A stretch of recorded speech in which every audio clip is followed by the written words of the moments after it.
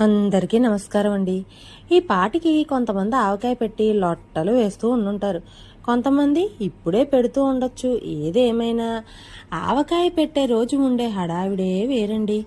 అందులో మన ఇంట్లో ఉండే నానమ్మో లేక అమ్మమ్మో ఆవకాయ పెడుతూ వాళ్ళకి ఆ ఆవకాయ పెట్టేటప్పుడు ఉండే వాళ్ళ పాత జ్ఞాపకాలు చెప్తూ ఉంటే భలే ఉంటుంది కదండి.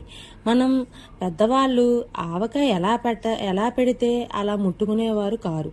చాలా శుభ్రంగా వాడుకునేవారు. అందుకు ఆవకాయ సంవత్సరమైనా పాడయ్యేది కాదు.